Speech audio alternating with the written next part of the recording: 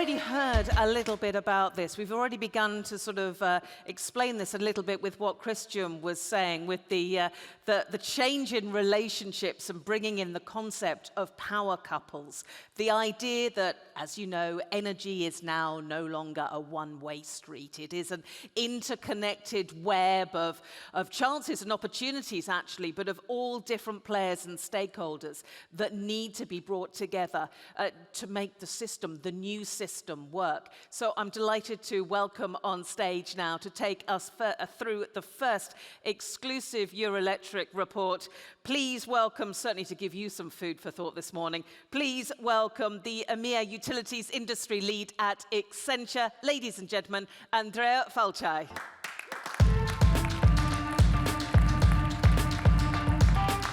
Thank you, Sasha. Thank you, Andrea. Thank you very much. Thank you. So, good morning, ladies and gentlemen. We are talking about industrial electrification, but let's jump in the future for a minute. Imagine if, in 5 years, electrification in Europe no longer competed for power, but orchestrated it. No more steel plants, food factories, paper mills, or data centers competing for volatile power, each trying to solve the same problems independently, each carrying the same risks alone, each stalling at the same moment in the investment cycles. Imagine instead that the steel plant anchors a clean power agreement and that food processing factories nearby install thermal storages and shift their heat loads during price spikes, helping reduce the peak the grid operator was struggling to manage. That the data center install on-site solar and help stabilize the grid with its backup batteries. And that the utility orchestrates all of it. Power, heat, storage, contract, turning what was a collection of investment challenges into a single bankable system. That is not such a distant vision. All the building blocks already exist. So the question before us is not anymore whether to electrify, it is whether Europe can move fast enough to seize this opportunity. This is what this report is about. So, but before I get into the finding, let me briefly explain how we build them. We started with a sentiment analysis on more than 3,500 market signals from 60 companies in 3 sectors: energy intensive, low and mid heat, and data centers. Together with Eurelectric, we held sector-specific roundtables with industry leaders, utilities leaders, and policymakers in order to openly discuss challenges, but also success stories. And we get deep into 30 real successful electrification projects to understand what made them work. And the finding was quite consistent. Electrification succeeds when system conditions are aligned, and it stalls when they are not. So, what are those system conditions? And why are we falling short today? Well, of course, the first one is power economics. Industrial investment are made over a 10, 20, or even 30 years horizon. But electricity is often procured under short-term, volatile conditions. And that mismatch alone could kill a project, even before grid access or technology become relevant. The second, of course, is grid delivery timelines. Industrial sites can move from decision to deployment in 2 to 3 years. As we all know, unfortunately, in many cases, in many countries, grid could take between 5 to 10 years.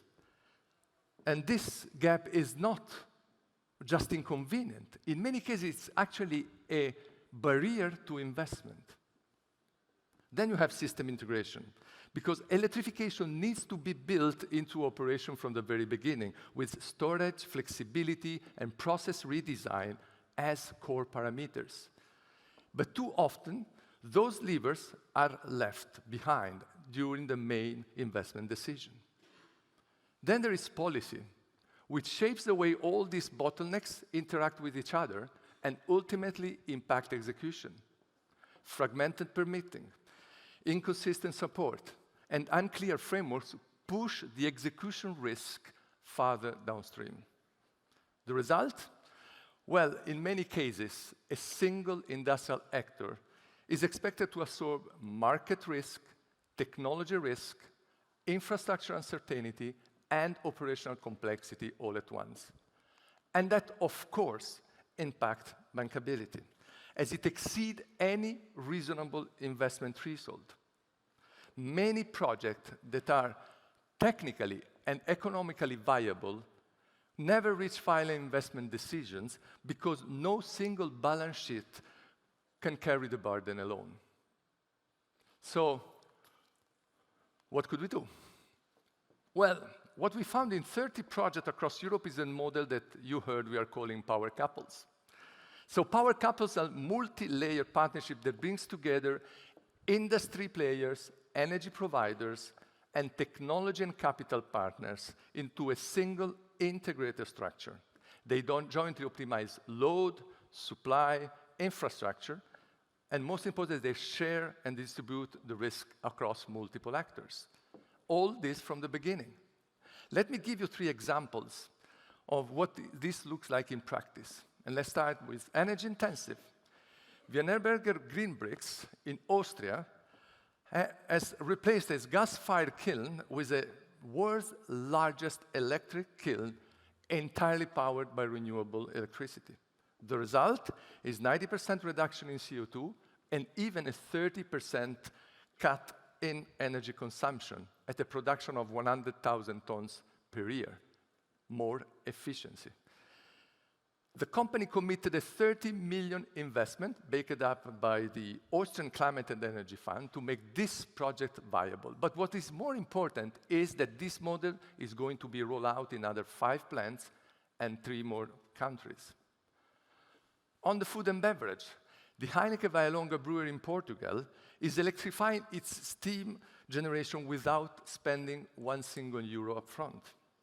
A 100 megawatt hour heat battery will charge from a 7 megawatt on-site solar array and a flexible purchase agreement with EDP. Heineken simply receive a zero carbon steam at a predictable unit cost with the same pressure and the same quality of the fossil fuel one, so no process changes are required. The project cut more than 6,000 tons of CO2 and consume 25 gigawatt hour of renewable power.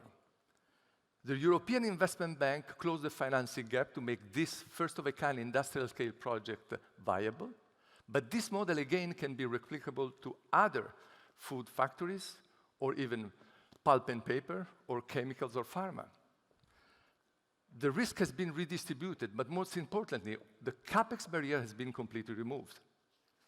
And then we have data center. In that case, Microsoft in Dublin worked with AirGrid and NLX to repurpose its existing UPS battery to deliver fast frequency response to the Irish grid, stabilizing the power frequency within milliseconds, while preserving the entire capability as a backup service. Almost no additional capex were required, and Microsoft actually generated a new revenue stream that offsetting the operational costs. The utility acts as an aggregator, removing the need for a direct relation with the TSO and lowering the entry barrier for the other data centers to follow. So what all these 3 examples has in common is that they started from the industrial outcome and then coordinated all the layers, commercial, operational, infrastructure, and capital to achieve it. That is the concept of power couples. And this is very different compared to how many electrification projects are still being approached today. In the current model, decisions are taken asset by asset, side by side, and electricity is treated as a market risk to hedge instead of a contracted input to plan around. In the power couples model, demand is aggregated at system level, Risk is distributed across partners, and system value, like flexibility, is built into the business case rather than left on the table. The difference is not incremental, it is actually structural. And we can see it through some numbers. We have modeled, getting back to the example I mentioned, we have modeled actually the data center, a power couple between a data center and a dairy plant in Poland. Each investing separately in on-site solar and battery storage. The baseline return on those investments for each facility operating independently is almost 6%, 5.9. When those same assets are coordinated, sharing flexibility, shifting load during price spikes, and charging storage during negative price, the ROI rose to almost 15%, 2.5 times more. And this is not coming from deploying more assets, it's simply by coordination, from the way that assets work together. On top of that, you have also competitiveness, because when predictable electricity costs replace fossil fuel volatility, you have more competitiveness. EU, as we all know, in the first 50 days, since February 24, we see that on the graph of the professor, has spent more than 24 billion euros for energy. Then you have resilience that is linked to that, because diversified sourcing, storage, and flexibility mean industrial operations are far less exposed to supply interruption or price shocks. And then decarbonization that we mentioned several times. When demand is flexible and electricity is clean, emissions fall as a consequence of system efficiency, not as a compliance cost. Now, let me close with 3 things I want you to take away.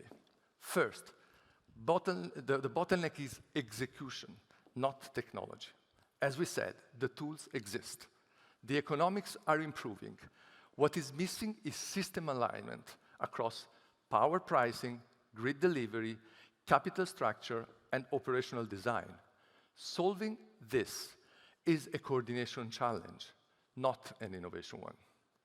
Second, power couples are the deployment architecture we need.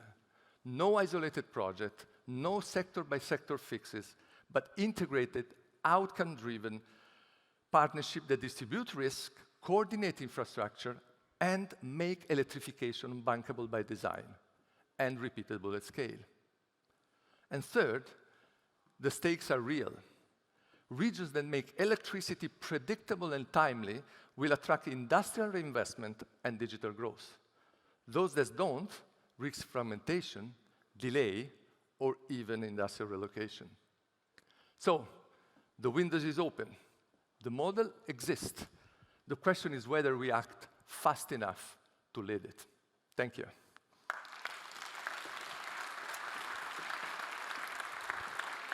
Andrea, thank you so much. Thank you. The QR code, if you missed it just then, it's on the back of your badge to download the Power Couples report. So there are 2 QR codes on the back of your badge, one for the app, one is for the Power Couples report, so you can download it there.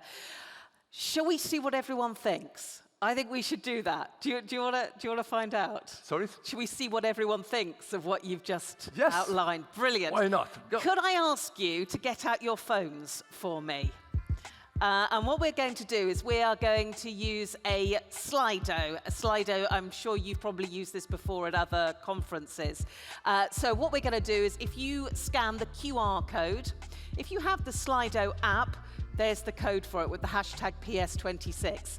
Scan the QR code, it's going to take you straight into a question. And what I thought we would do, Andrea, you had that amazing line across the top. What was it? The tech is ready, the system falls short. So let's find out if the audience agrees with you. So, question number 1. Do you agree that Europe's biggest barrier to industrial electrification is execution and not technology? If you could vote now for me. Wow. Okay. 100% was not. I have to say that's probably a bit of a relief for you there. Okay, so we've got a few in the audience that actually still think the tech maybe is not there, but an overwhelming number agree. It's the execution, it's the system. Let's go on to the next question, if I may, as well. So this is now looking at your power couples idea. In a nutshell, bringing everyone together rather than that energy just being that one-way street. So using all the advantages that those relationships can have to balance as we go forward. I think you can rest easy tonight. I think we're good. So we've got about just under 20% saying not sure, but actually that idea of bringing everyone together, over 80%, yes, let's bring them together. I think this is really improving in the last years. I mean, probably that same question a few years back, it was a slightly balanced answer. And I think the system and all the actors are realizing that this is the way to make it. Yeah, there was a line that you said towards the end that I just wrote down. It is a coordination challenge. My goodness me, is it a coordination challenge, a huge challenge, but really interesting to see. Certainly some food for thought this morning. Download the report, have a look at it, and we're going to talk a lot more about it now. Ladies and gentlemen, Andrea Falciai, thank you so much. Thank you. So yeah, let's talk more about this and get into the discussion about how it could work, whether it is already working in some areas. Please welcome on stage the Eurelectric Vice President and the CEO of ENGIE.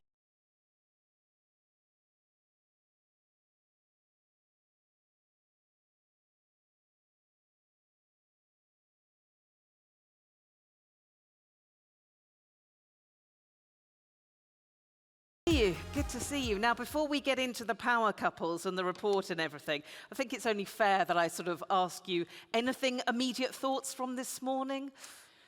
Realist optimism is what realistic we need. Optimist. Yes. And decarbonation, not deindustrialization, also sticks out to me.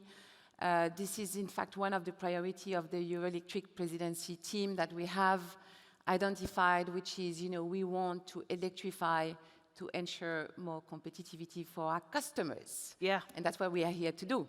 Yeah, indeed. And actually, that's the whole idea of the report as well. This is how you do this in a way that works for everyone. Do you want to come take a seat? Sure. Do you want to come sit down? So, this is obviously clear. This is a clear priority for you at the moment. But I'm just going to start with a really obvious question, just to get your view on your strategy on this one.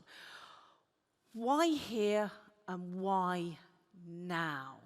And why is it that you've come to the conclusions that you have? And I wonder if some of it is actually what President Stubb was saying earlier, this window of opportunity. Yeah, definitely. You have to look at the moment in time as a pretty unique in the history and an opportunity for Europe to enhance its sovereignty, its security, and its competitiveness. And I think everything is pointing towards that reality that now is indeed the moment. What we're really trying to do with electrification is to enhance this sovereignty, because Europe has massive advantages, and I think it was well discussed, this incredible integrated market that we have as Europeans, which can really allow to leverage the strengths of each region in terms of low carbon production mix, whether it's nuclear, whether it's wind, whether it's solar, whether it's storage solutions.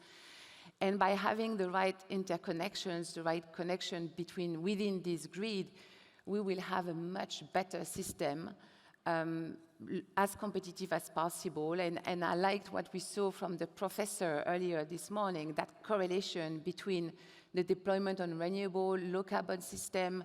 You saw Spain and France with nuclear, Spain with a lot of renewables, how de-risked they are from gas.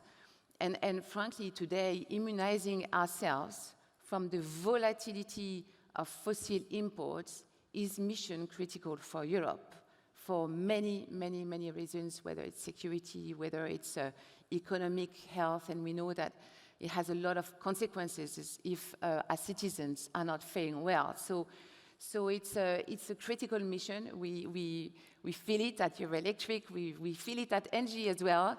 Obviously, as we are also electrifying the group Fast and Furious, it's a very important part of our activity, and Europe is also a very important part of our activity at ENGIE. So sense of urgency is here, and as well as a great dose of excitement. Oh, that's nice. Always a great dose of excitement is always good. So we've just heard from Andrea talking about this power couples concept. And it's actually sort of, you know, you start with the outcome, you start with where you want to be, you then look at how to sort of bring everyone together. And I just want to ask you a comment that he made at the end that I picked up with him, and that's about coordination, because I want to ask you about this. You see this, you deal with this. This is, you know, you have customers everywhere that you have to look after. He said it will all be about coordination. And getting everyone together to make this work, working out what people need, what customers need, what you can do. You know, talk about a jigsaw, but this is a jigsaw with I don't know how many pieces, where you're trying to play it with gloves on and the lights have gone out and everything. And is that going to be the trickiest thing? Yeah, I mean, it takes time. It takes, for utility company like ENGIE, it does take a bit of a mindset shift, which is you have to be much more customer-centric than we have ever been. Because you have to get yourself in the foot of the customers, really understand what they need, their consumption profile, for example. You cannot just come and, you know, I'm going to sell you a supply deal and it's going to be 5 years and it's fixed volume, and I don't care if actually you want some flexibility in your profile. So it's a very simple example, but that doesn't work anymore. So really being customer-centric, understanding the need so that you engage as early as possible, and then you can start designing those very custom projects that, you know, you have described as this power couple outcome. And we are involved at ENGIE with a number of them. Every one of them is, frankly, indeed quite involving in terms of time, in terms of engagement, even in terms of our organization. You really need to distort your organization, because typically in any large company, you know, you're organized in silo. If everybody stays in their swim lane, it won't work. So you always have to force your own team to say you have to bridge across the swim lane, because every project is going to require capability in your organization that are not necessarily under the same roof. So it really requires, you know, that's why customer centricity as a compass is also really, really important. And we see that happening very, very well, obviously, on the data center, where, you know, and I can give you some examples, but also industrial customers with whom, you know, we are able to do these things. The point I was made earlier, scale is important, because obviously it's very difficult to do those custom-made project if it's just a one-off.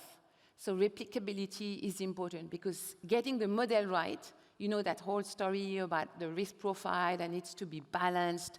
If it's only a one-off, it's a lot of efforts for actually an outcome that is quite small. The replicability is very important. And then I would go back then to the policy topic, because you cannot have scale, you cannot have replicability, and you cannot have, is it really worth the time and the investment for this project, if you're not sure that you are going to have a stable framework. Therefore, you know, the commitment of the Commission, of the member states to decarbonization, to electrification for decades to come is super, super critical. The market design, the ETS as a mechanism that gives the right visibility to our customers is super important. And you will have heard that Eurelectric very vocal there and completely justified, because if you don't have this visibility, then forget it. There is no way that this kind of tripartite or multi-party agreement can work. Anybody that has a question mark whether, you know, the ETS will still be there in 5 years, you know, how on earth do you make the economic equation works? So the uncertainty on policy is lethal. Yeah. Absolutely lethal. We cannot have that. So let's not waver. It's an opportunity for Europe to be decarbonizing, to be electrifying, and to get, you know, to a much better world. And obviously Europe is suffering for climate change. Probably it's one of the continents that suffers the most. So we need this stability. We need this commitment. And then our answer to that is, guys, the technology is there. We can make it work. We can make great deal with customers. And give them affordability, low carbon energy, security of supply. We can do that, but we need that framework to not change. You need the framework, you need the system, and actually something you said, which I'll pick up on again in a minute, but actually you need the cultural alignment as well to understand that systems have changed, the way that you bring everyone together, different types of relationships. Yeah. Catherine, really interesting. Will you stay with us? I would like to bring another couple of guests on stage, maybe just to pick up on some of these points, but also to get their perspective as well. So please welcome the Director General of European Aluminium, Paul Voss, and the Director of Data Center Investment and Development at Google, Diane Hodnett. Come and join us.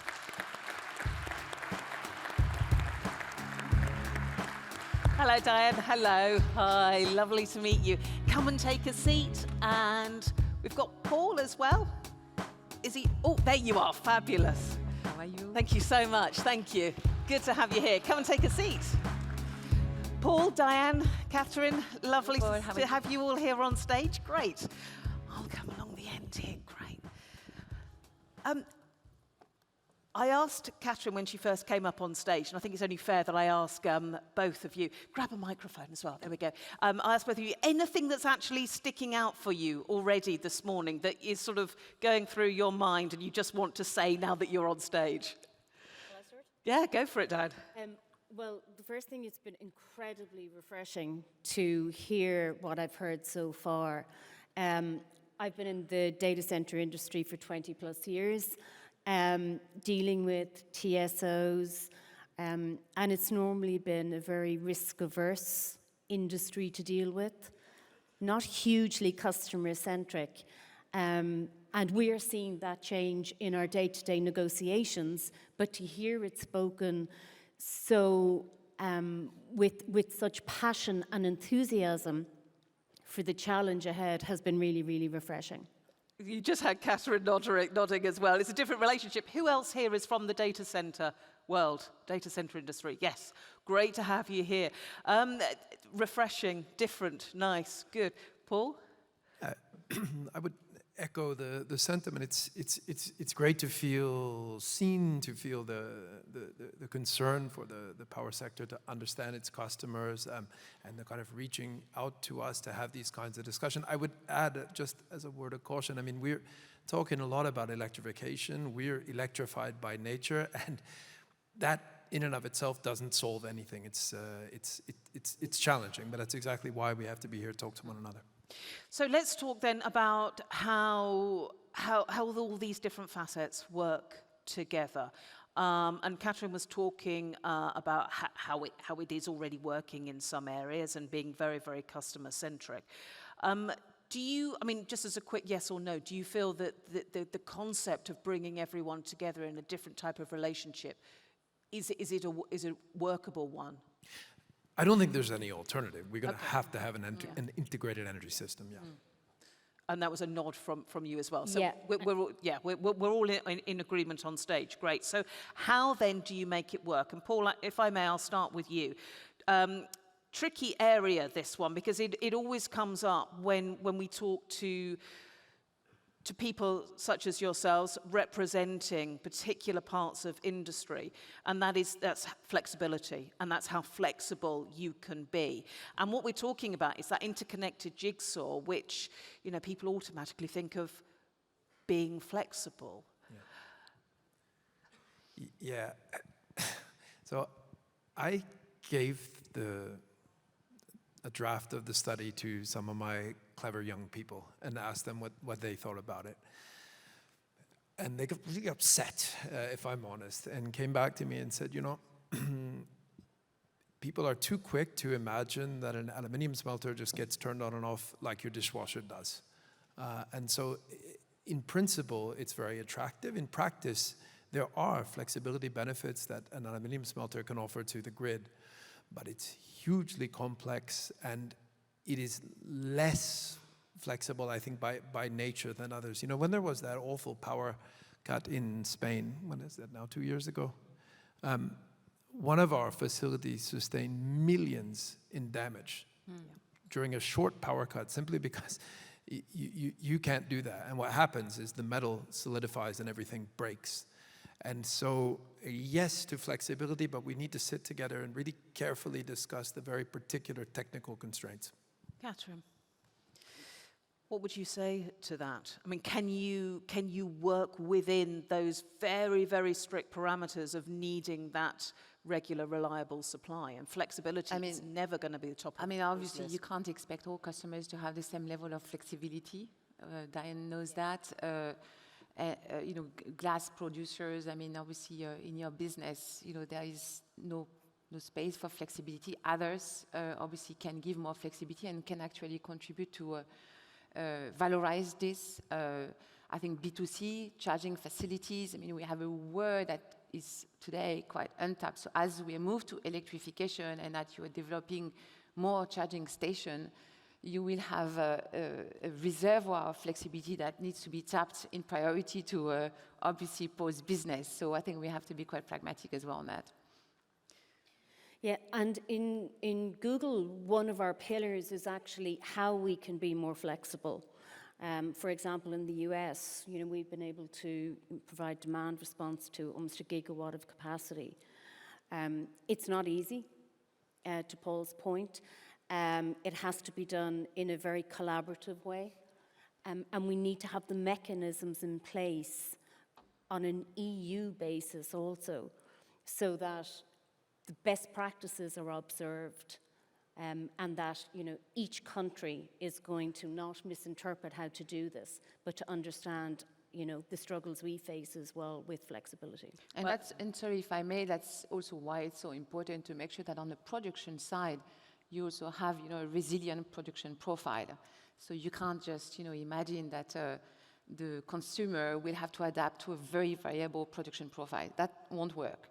So you need to think system also on the production side, which means, you know, yes, renewables, nuclears, you know, low carbon productions, battery storage, and even gas plants with obviously decarbonized gas. All of this will make sure that we can serve also customers who have no flexibility. I think that would be really important to keep that in mind.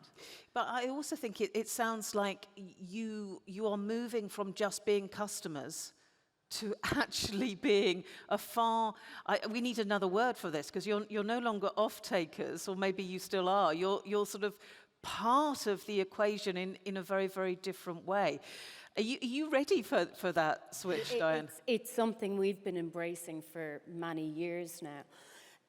For example, we have a very close partnership with ENGIE, not just in terms of the renewables and PPAs that we've signed with them, of which we have 4.5 gigawatt in Europe alone, but in looking at solutions to actually enhance the grid with either new technologies or to bring additional supply. We have no choice. I've worked in the industry for 20 plus years. The days when you had, you know, 100 megawatt data center and it lasted for 5 to 7 years, those days are gone.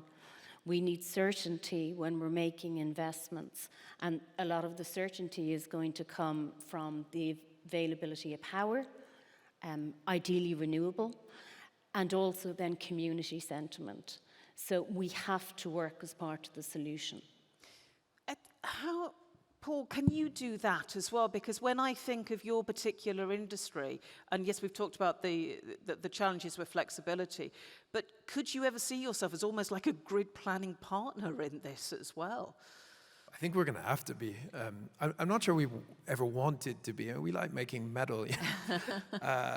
But I mean, everyone in this room knows that Europe is in a tricky situation energy-wise. We're going to have to be clever. We're going to have to optimize. And for sure that means working at system level, and by extension, that's going to mean talking to one another. It doesn't come particularly easily or naturally, and our engineers are, I mean, this is new stuff, and some of them need a little bit of convincing, but sure, I mean, the sector is changing. We're, of course, ready to discuss these things because we have to, not because it's necessarily our DNA. Catherine earlier was almost sort of hinting at a cultural shift as well with how you sort of think about this holistic picture. I can see you both nodding. It's going to be the same as well. Yes, and that's exactly what I was talking about earlier, how positive it is at this conference to see, you know, Professor Jan speaking about optimism, enthusiasm. I mean, the opportunity here is huge. It's not about data centers, a lot of it is about AI, but it's also about building a whole new system for a new generation of people, society, and industry. So to do that, you need, well, you tell me what you need. You're going to need some sort of regulation. You've talked about that already, Diane. You're going to need some sort of governance on this. Who's going to oversee this? Who's going to ensure that the relationships are fair, are balanced, it works for everyone, it works for the customers, whether that's the end user or yourselves, and who does that? Yeah. Oh. No, we don't need Do you more. want to do it? We don't need more regulation. We have enough right now, at least in Europe. I think we have a share. I think the framework is quite well established. I think it's really a matter, for example, on the data center developments, obviously to work hand in hand and very early on to identify powered land, to identify where we can have either existing assets or preferably even new assets, because I think it's important for the data center community that they also bring new production means so that they're not the cause of pain on power price. So identify those projects really early. We have a number of examples in our ENGIE portfolio where we work with data centers developers and really trying to match. So this is the power couple works really well because it's literally you matching, you know, what we have in our pipeline, what they're thinking of, and then ensuring that we develop the right portfolio of projects. It can be a PPA, traditional PPA. We're a very, very big PPA provider for indeed a hyperscaler. But it can be supply, it can be energy management services, it can be a lot of different things that we develop together. And then obviously work on the acceptability of the project as well. We always have issues of acceptability in renewables. If we don't do it right, we will have a huge pushback. So frankly, very, very early on stakeholder involvement, those type of approach, I think also are applying very nicely on data center as well. But the difference between, you know, Paul and Diane sitting here is, I mean, Diane is from a growing industry that you are constantly looking for new places, new opportunities. Paul, I mean, you know, it's a very different landscape, actually, quite literally and geographically, of where your skills are, where you are situated. You're not suddenly every week trying to open a new factory, are you? No, we're trying to keep the ones we have open. And you know, there is a challenge because you know, the market for aluminium is a global one. Our competition is often from China, from the Middle East, from other parts of the world, where either they're working off the basis of massive subsidies of one type or another, or they just have in different ways access to affordable energy. 50% of our production is closed in the last 5 years in Europe. And I can't walk outside in Brussels without running into a politician who tells me how important we are, how strategic, how necessary, and it's true. But the power price is the biggest issue we face. And Amanda, and that's not Amanda's fault, can afford to pay a lot more for it. It's just structural. It's just how it is. We can't because there's no passing on those costs, and that's not Catherine's fault either. But one way or another, and that's why I think, you know, there will have to be a role for public policy, even if the last thing we're asking for is more regulation as such. But if we determine as a society that certain things, chemicals, metals, are strategic, then we need to find a way to make them economically viable, and that can't come at the expense of other activities we need to pursue. And maybe I can complement that. I totally support this. I do think that, you know, targeted support for industries that are going through a difficult moment to actually preserve sovereignty in Europe, I think is something that you know, should be very likely envisaged. I think what we will be working on the Eurelectric, on the utility side, is to really make sure that we continue to develop as much production as possible so that you get access to the lowest price electron possible, and also being able to then do supply agreement, whether it's PPA or just plain supply, which gives you the security, the visibility, which is really important, and less volatility, especially as it correlates with gas price, which is important. And we see the geopolitics as such that, I mean, gas prices are going to remain volatile, can go, you know, to the roof at any time, you know, depending on this or this geography. So the electrification, you're right to say that, you know, it doesn't necessarily mean lowest cost, but it does give you this visibility. And if we continue to develop on the production side and we work on the grid and the interconnection, this will go in the right direction. And that's what the utility sector is really committed to do, to help. And I just wanted, all three of you actually have talked about regulations, as in don't need more. Definitely don't need any more like that. But I'm going to ask you, you know, for what you've all said you need to do and to make a success, so that maybe if we went forward 10 years or, you know, a 2030, 2040 figure, something like that, what do you need now from policymakers to enable this amazing network where everyone helps each other, and we have almost like this community of power sharers? What do you need to make that happen? And Paul, I'll start with you. It's a really big question. The thing is, we talk about not wanting more regulation because we are in the habit of, I mean, we've learned that regulation tends to cause certain difficulties for us. There is a mind shift, a mindset shift taking place, I perceive in Brussels and elsewhere right now, that says perhaps we need to regulate in a way that supports the maintenance of Europe's industrial base, our sovereignty, and so on. So it is at least theoretically possible that they could start to develop regulatory instruments that support the vision you're describing here. I mean, you know, in the end, we respond to economic incentives. It's not about feelings. We are more than open to the idea of being an active participant in a more flexible, better conceived, better designed, better functioning system. But the economics need to line up. It's that bottom line for you, absolutely. Yeah, I would completely agree. We need better regulation. We need regulation for a modern era where energy has become just so critical, and certainty around energy has become so critical. And we even look at, you know, number one on our list would be, and I think for many other, you know, industrial users and for energy companies, would be grid reform. You know, you go and you speak to one of the energy companies or to states, and they talk about having 60 gigawatts of potential demand in the queue for data centers alone. That's never going to materialize. So we need to bring sense and order and discipline to how we are assessing who's in the grid queue, and make sure that everybody gets a fair shot at what's needed. It's not in the hyperscalers' benefit in any way to sit on energy and to have some other industry suffer. Sure. Catherine, last word from you. I mean, you're behind the idea of the power couples, of getting everyone to work together. What's the thing that can really start to scale this idea and really start to make it work? For me in Europe, and it will serve, you know, your industry, it's to strengthen the integrated market.